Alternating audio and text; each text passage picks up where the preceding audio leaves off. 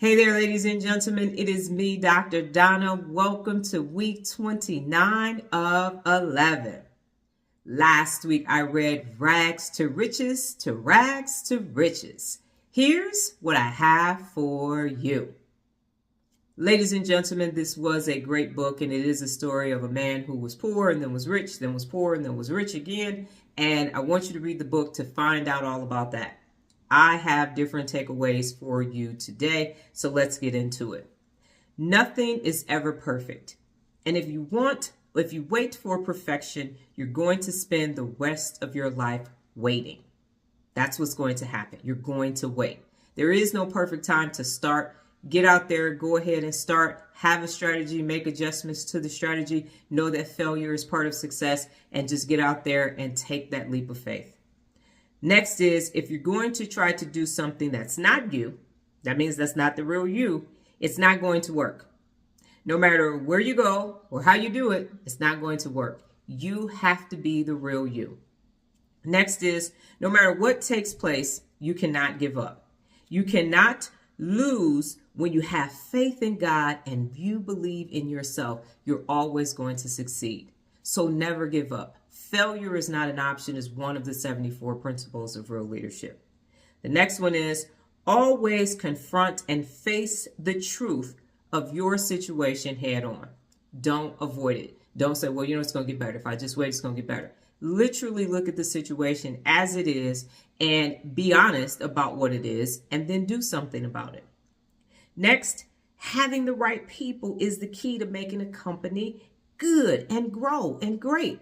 When you don't have the right people in your organization, it is always going to fail. So you need the right people doing the right thing every single day in order for your business to succeed.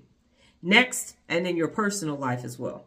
Next, taking full responsibility for your own actions and behaviors is something that everybody in the world needs to learn how to do. Hence, me teaching you how to use your brain in order for you to be able to hold yourself personally accountable every single day. Next is perseverance is vital to success. And persevere during times of adversity is one of the 74 principles of real leadership. And that is how you become successful. It's when you're at the bottom and you can see the top. You're going to have to persevere to get to the top, especially if you was at the top and had to go back to the bottom and go back up again. You're going to need a lot of perseverance. Next is character is a far more valuable commodity than money. I'm going to say that again. Character is a far more valuable commodity than money. Who are you? What do you stand for? What do you represent? Now, nobody don't care about how much money you have. When you hold yourself personally accountable, we're looking at character, not bank accounts. The next one is setbacks don't have to be permanent.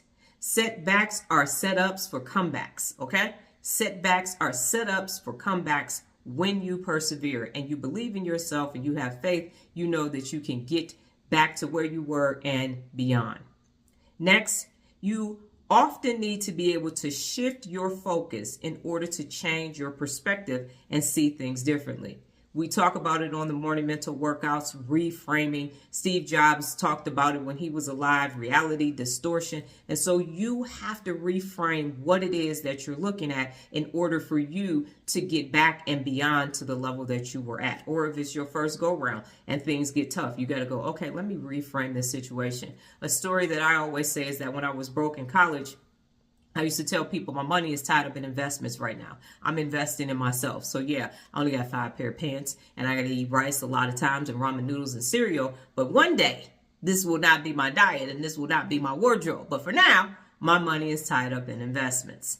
And then next is, it's not what happens to you, but rather your perspective, as I just mentioned in the previous standout point for the book, is that it's your perspective and how you respond towards what is happening to you that makes you happy or sad, relaxed or nervous, hopeful or fearful. And again, that's that reality distortion. That's reframing the situation. Sometimes you just have to say, I'm in my character building seasons, and this is what happens. And I'm planting right now. I'm watering right now, and I'm going to reap an abundance harvest in the future. Next is avoid negative influences at all costs. Negative influences at all costs. When you are in a character building time and season, the last thing you need is a bunch of negative Nellies around you. Okay, people that are dramatic and chaotic and living and being led by their amygdala, they got to go, because they are going to, it's contagious. Negativity is contagious, and you can't have that around you while you are in your perseverance phase. And then finally, if you live your life right and you do things the way you're supposed to do them, the energy of the world works for you, and it comes together and makes things happen for you. So yes, these are great takeaways. The book is a great read. I recommend it for you no matter what season you are in your life, just to give you a nice little dopamine boost so that you can continue to grow forward. And as we know, one of the 74 principles of real leadership is grow continually. Last week in my meditation, it has been time for me to go back and take a neuroscience course, and I have been mentioning this, but going straight to a university where the course is not self-directed was not an option for me currently with my schedule. My schedule won't free up until November. So what I did find is I found a synapses, neuron, and brain course online with the Hebrew University of Jerusalem. And so I started that course, and it's interesting because I haven't been back in school in class since 2000, and I got my doctorate in 2008. I finished up my coursework in 2006. So it's been interesting going back to school. No, seriously, I'm learning a lot. This week's book, Eleanor, Holmes, Norton. Well, that's my time, ladies and gentlemen. But before I get out of here, just remember the journey of 11, a time for meditation to a path of manifestation. Adios.